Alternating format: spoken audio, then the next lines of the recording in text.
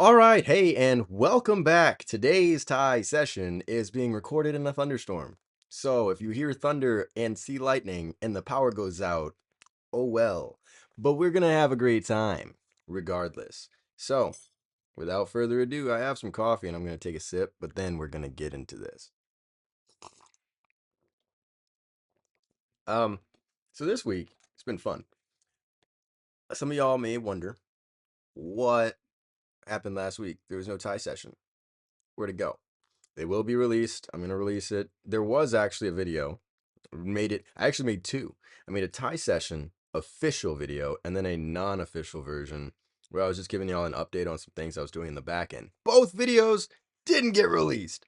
But the thing about it, the Thai session that you guys will see very soon, that's gonna get released here, that was last week's. Um, it was kind of like an issue that's very much in our face right now. Like there's a lot of stuff going on in the world of politics. And like, you can get really on a slippery slope when you start talking political because people don't understand things the same. The way you see your life and the way you perceive things is based on the facts and the experience that you have and you've grown up with. And because of that, people jump to conclusions. You're going to jump to conclusions on everything that I say because I have a completely different upbringing. And I'm going to jump to conclusions on things that you say because you have a completely different upcoming. And then because of that, our perspectives when we meet a situation are going to be different. So now we can pick to either choose to butt heads and then fight, or we can choose to butt heads and then understand each other's perspective and set a clear objective for what it is that we're trying to accomplish together. And then we may disagree on some parts, but we may agree on others. And then because we have an overall common goal, we work together and make the overall common goal make the most sense for the most people with the least amount of negatives. And that's it. And so, with this, and politics being what politics are, people get so emotional when their side is what their side is. It doesn't matter who you chose, it doesn't matter anything. Right now, you got to live with the fact of the day, right? So, you're living here with a part. Oh, look, an emergency alert during the tie sesh. There y'all go. So it's legit. We got a thunderstorm out here. Emergency services messaging us and all that stuff. You'll see this thunderstorm warning in effect. Destructive 80-mile-per-hour winds. Take shelter in a sturdy building away from windows.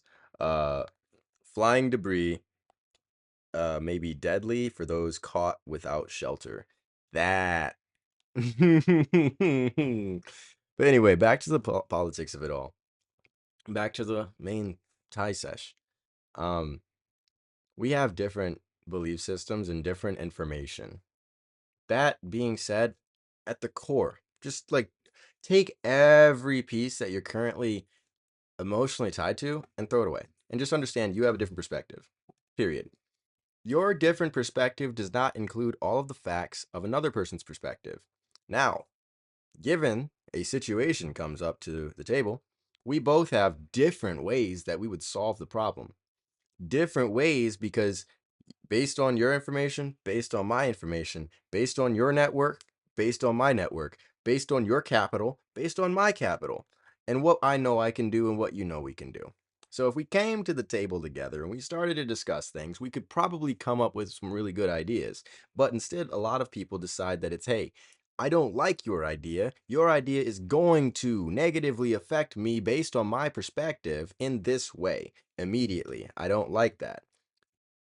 All this same thing that's going down, maybe the other side is being negatively affected in the present and understands that there may be some negative that they may have to go through temporarily to get to the other side. So they're willing to temporarily do some negative to then get to the positive, right? So it's like working out. If you are a person who is overweight or even not overweight. You're scrawny, but you want to put on muscle. Either way, you got to pick a battle. You got to pick to change, right? And so, in the point where you're at right now, you got to take on some difficulty. The difficulty of learning what the workouts are, the difficulty of learning nutrition, the difficulty of now becoming and developing a discipline to change yourself. And then, based on the pathway that you're going to choose, it's difficult. It's difficult to lose weight. It's difficult to get fat and then live that way. It's difficult to live with the effects of your health being not good, but it's also difficult to educate yourself and then now pick the better foods and then do the things. But then it becomes lifestyle. Your lifestyle with living overweight, you have a lot of nerfs. You're like debuffed going through the world. And like you live with that. Then being the other way, you're buffed going through the world. But then there may be social situations where people judge you based on the fact that you're working out and taking disciplines. They'll judge you for not drinking. They'll judge you for going to the gym, take a day off, all these things. Whatever side that you pick, there's going to be battles that people are going to try to fight and bring to you no matter what. And so now when we talk about politics, we can understand those same concepts. It's going to be difficult no matter what side, but we can pick something in the middle for the common solution for the majority of the people. What are we trying to accomplish? And then how are we going to go about that? And there is ways, no matter how you want to see it or not, there are ways to kind of, again, if the objective is clear, what are the sub steps to get to the objective, right? And certain sub steps, we can analyze each and every single one and then come to a conclusion. Is it going to positively affect all of us? Is it going to negatively affect all of us? What is the negatives? What are the positives? How can we go about it? All life is truly problem solving, and that's how you solve problems. That is how you solve problems. So if our government is inefficient because we're unable to solve problems because of the fact that our two sides are fighting each other all the time where we never actually make progress, and then people are too scared to then say things or do things that are going to make positive progress because of the social attacks that you might get. The like just for example, I'm gonna just showcase, like I'm not gonna showcase, that's too much editing, but the stuff that went through with the Tesla stock, like not the stock itself, but the vandalism of property. You're a customer who might have bought your Tesla years ago, probably financed it, maybe still have payments to make on it, and now other people who don't like what's happening politically is going to attack you, your random neighbor who owned the Tesla before any of the things were happening, drawing swastikas, lighting them up on fire, or any of these things. This is absolutely ridiculous when you think about it. You had nothing to do with this. You didn't know what was going on, and now your neighbors are attacking you. For what? For why? Because they can't come up with a solution that's better than attacking the neighbors that had nothing to do with it? They bought the car a long time ago. So the thing about it, you're just now creating civil war. You're dividing yourselves even more, which is kind of ridiculous if you think about it. Divide and conquer has been the game, and continuously we continue to divide ourselves further and further and further and further instead of coming together and realizing we're a nation underneath one house, and then underneath that one house we can literally start to flourish if we work together. Teamwork makes the dream work, but there's no team. You see what I'm saying? So we got to build the team. It's got to be better than what it's been.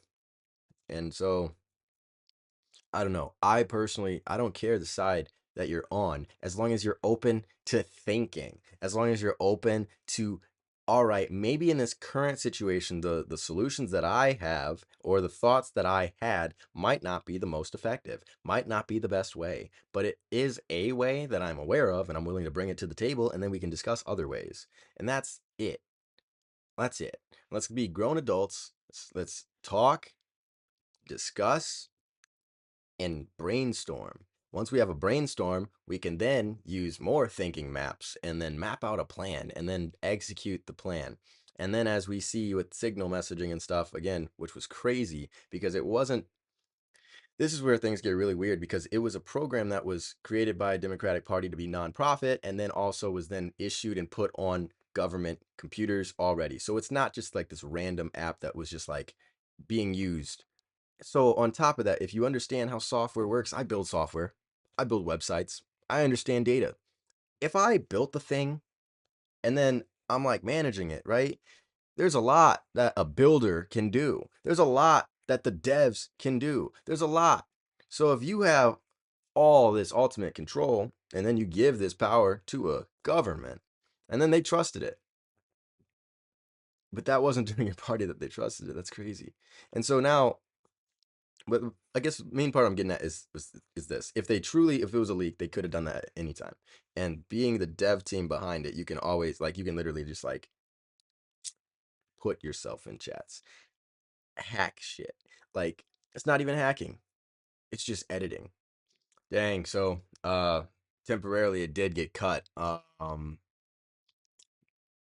Power did a little flash thing, so we had to come back here. But it's all good. We're back and gonna pick right back off where we left off, so y'all are not left out in the dark. But yeah, when it comes to the the signal chat and all that, I don't know. We can discuss things, we can figure out things, we can make a better plan of action as people. Like, but at the end of the day, we're all Americans under this thing, and so it's like, hey, if an issue happens, let's not just point fingers, let's just like make a better solution for the next time. That's how I see it. Everything's a learning situation, and it's like rather than just like sitting here and now creating inefficient conversation, and then the conversation objective is only to figure out who should we blame instead of trying to figure out what a progressive action we should focus on would be. It's directing the attention of the people into inefficient things that don't really matter and won't really help you in the long run. And so the concept of directing attention and being able to manipulate where the attention goes is the key. They, for a moment, had manipulated the attention to go to how do you create this group chat on a software like Signal and not know who's in the chat. But then the bigger thing that they were not trying to direct the attention to is what is Signal? And Signal being, again, an app developed by the Democratic Party at one point and then had the clearance for government use already. So it was already on government computers. So all those chats and things that had happened prior to getting it to this point, let's not focus on that. Let's not focus on the fact that we integrated this public app into our government. Let's not talk about anything. Let's just point the finger and create division. That's it. All right. So again, not trying to get political. I really don't care. I care enough because it affects us directly, but what I personally more care about is the individuals, all of us as people, not being able to communicate and have disagreements with other people. And then if you disagree with policy overall, you're going to violently attack your neighbors who had nothing to do with it or had very little to do with it. And like that's the part that's just like kind of insane. If you want to make a difference, this is how you make a difference. You share your ideas. You come up with solutions. You then get other people who have the same problems who then will then hear about your solutions and support that solution. You don't have the capital? Great. Well, a lot of people together can create capital. So we can become capitalists. We are in a capitalistic society. So therefore, individuals who have an idea can gather their capital together to then create solutions for the majority of the people. We don't need governments to give us everything that we have. Like I've said this before, you don't need a government to hand you everything. You don't need the handouts. What you need is to understand what you have. Most people, wage earners primarily, go, earn their wage, pay their bills, live their life, and never become a capitalist in the term of using their capital for the things that they truly desire.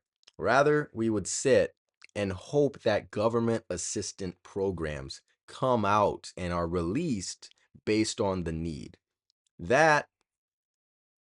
That's one way to do it. But again, the proactive way, if you're a person who wants to lose weight, you're not going to wait around for the trainer to come to you. You're going to decide that you want to lose weight and maybe start to look up the workout programs, search for a trainer, get a gym membership, or whatever the steps are naturally for you to take a proactive attempt to get the result that you want instead of a reactive attempt, which is just waiting. And we don't need to be people who wait. That's how we get to the situation that we're at, and where you literally create a division of people who understand this concept and who don't understand this concept. And if you are in the bottom part of this pool, the elite thinkers who can think about the concepts that you are suffering with can generate and curate pools of ideas that you're going to support, and you're going to throw your tax earned dollars into it, and they're the ones that are going to ultimately benefit because they created the program. If you got together with individuals, you could even start it like this is just now my business mind flowing, right? Like let's just say locally you're like, "Ah, we don't have many gyms around." I'm going to use the gym analogy because it's so easy. We don't have many gyms, but you got a couple buddies all around. Maybe some of them got like workout equipment in their garage, basement, etc. And y'all all want a community gym. Y'all all want to do this. So a couple of you get together, say, "Hey, we can all be a board. You're going to be owners. You're going to own this entity. What that gives you is access. But I'm going to need, in exchange for access, I'm going to need some capital. And that capital is either maybe you're bringing the weight sets, maybe you're bringing the mats, maybe you're bringing cash, maybe you're doing something, maybe you're working the thing.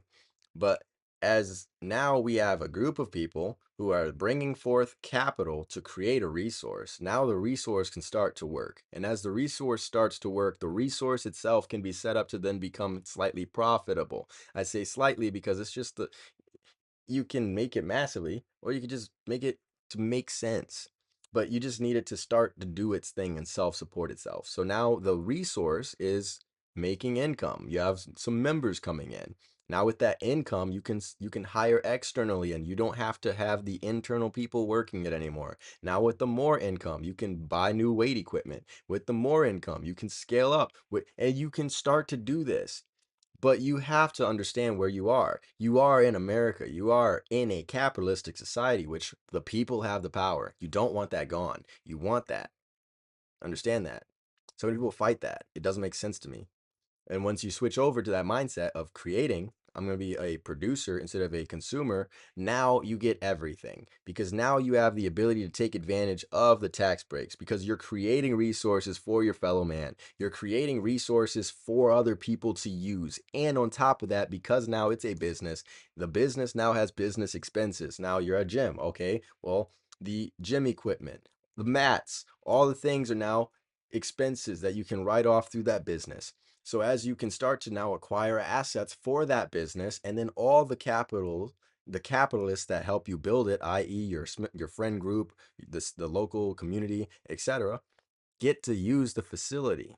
And then through your taking care of it together, you get to scale it up and become whatever you want. I mean, it's obviously work. And obviously, some people are not good partners.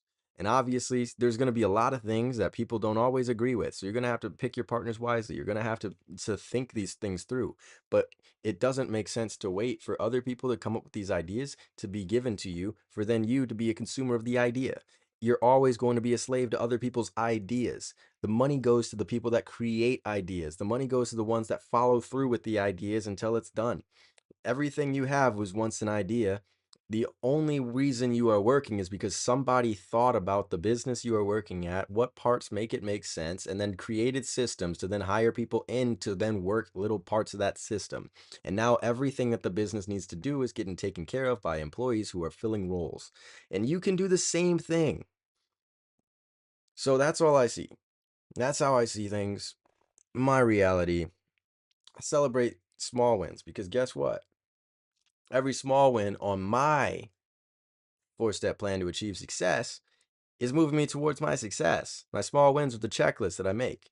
Decide what it is that you want. Set the big overall goal. Now, let's set an objective for us as Americans, all of us. Doesn't matter, red, blue, whatever the heck side you want to be. Pick one of, oh, it's more than two sides. Cool. It doesn't matter. Pick an objective focus. And now, because of your objective focus, you can literally now decide how we can start to do this. Somebody from one side is going to have a negative perspective of the idea. We can either get offended by their negative perspective or we can understand that that's feedback from our community. So now with that feedback, I can take that and try to see if I can incorporate that feedback within my idea. So then the negative things that they're already thinking about is not going to affect them in that negative way. So for example, with the gym, let's just say um, if you were trying to raise capital to get this gym started and all that stuff, might run into the issue that, well, what would you run into for a gym? How could you, like, not having enough capital up front, the cash to get it started? Because I've seen, especially back when COVID was a thing, we had buddies who had little warehouses or even their garage. They would just open it up. So then other people would bring maybe the punching bags and the weight sets and then the mats. So you get started in whatever capacity you can until you have the capital to do the next step. But the thing is, it's just a matter of deciding and then building up. If you already know where you're going to end up, it's a lot easier to get there. And then if you know that there's a step-by-step process, then there's only a temporary finite amount of time that I have to do the small actions. So if I have to spend some time at first and train out of a little small warehouse or a garage with some mats and some weight lit kits until we raised enough capital to then get a spot or a location, let's do it. And it's a finite amount of time that you have to do it for until you have the capital or a location given to you. And then if you're doing these things and you're making big waves, people are wanting to, one, donate and support people that are doing good things for the community. So that's another way to gain the capital because you're doing it. You're not just talking about it, you're doing it. And that's different. People don't want to just support someone that's talking. You got to see results. You got to see someone doing it. And so if you're doing it, then you're more likely to receive what you're trying to get as far as a donation and stuff anyways, because there's physical proof that it's being done, and that's where the cash should be going. Not, oh, hey, once we get X capital, we'll eventually do XYZ. It's like you can see the kind of work, you can see your money going to work automatically already. So there's that. And what other lessons could I kind of share with y'all from, like, again, business building, networking, becoming valuable? Oh yeah. With that, I think I've talked a bit before about using your capital, but your education, your knowledge, your skills are capital as well. And most people, they don't want to put in any type of work unless they're getting compensated for it. But I'll tell you right now, from my perspective, from who I am, right? You have no idea how much free work, pro bono, stuff like that that I did to then start to then get and gain paid clientele at the higher rates.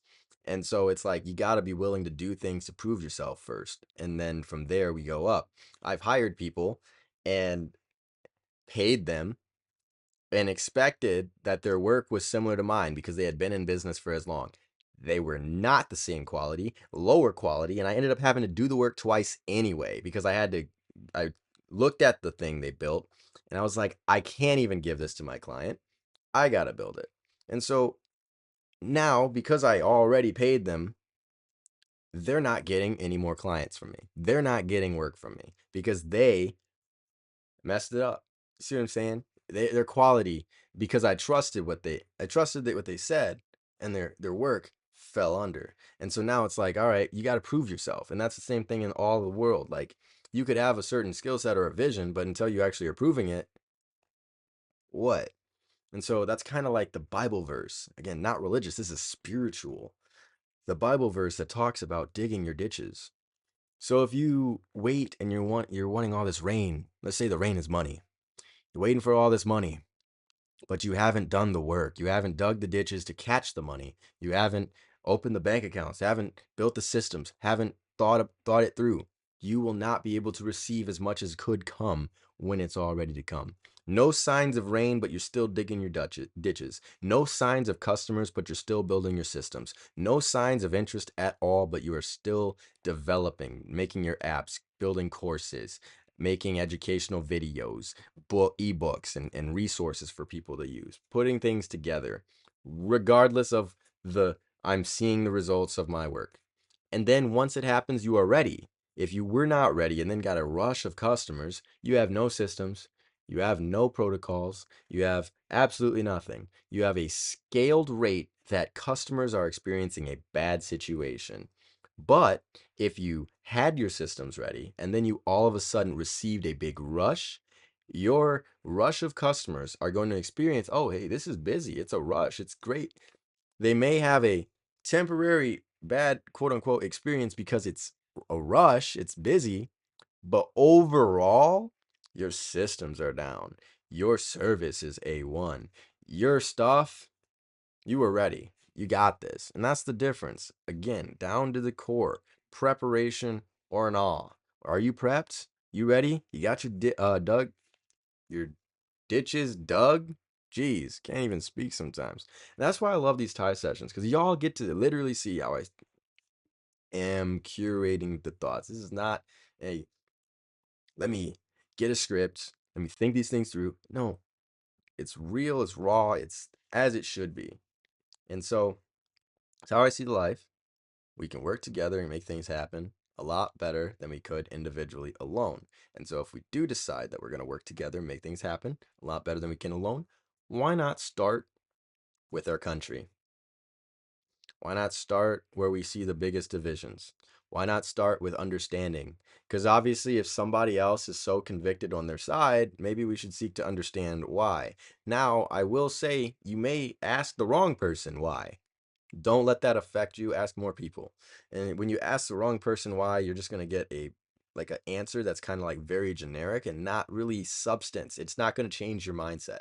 If you ask someone who's really educated, they can ask you questions first to kind of understand one where you're coming from and then also kind of bridge the gap of understanding. So then that way, based on the knowledge you have and based on the knowledge we have, or I have, I'm going to fill you in.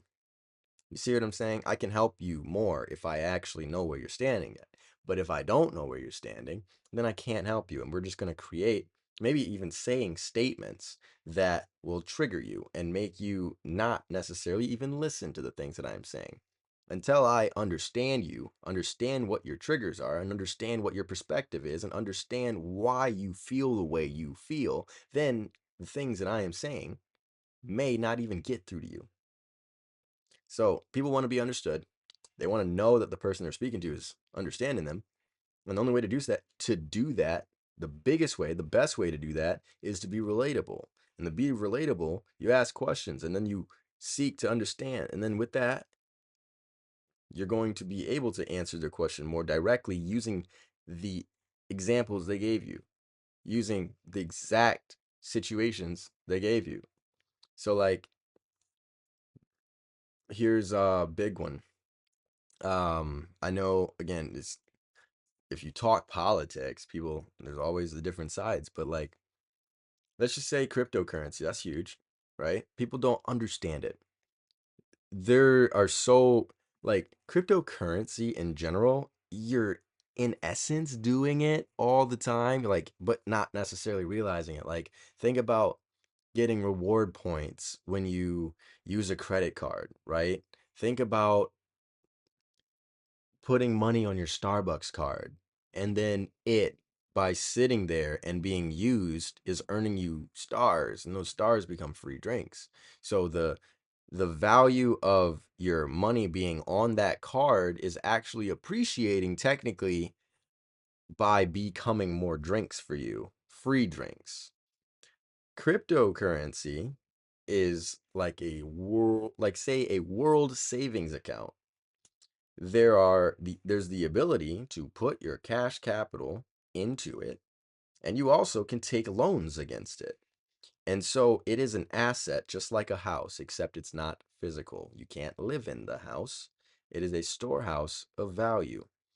Now, because it is a storehouse of value, if I were to put my currency in today and then take a loan against that currency and come back in a year and that currency has appreciated, if I pay that loan off, I now receive my appreciated currency, whatever the new value is. So if I had borrowed, let's say I put in 55 bucks, borrowed a 90% LTV, got $50 out of it, so now I got 50 bucks in cash, $55 in collateral, and then now I have the ability to go use this 50 bucks. So I technically put up 55 bucks and now I owe 50 because that's all I borrowed.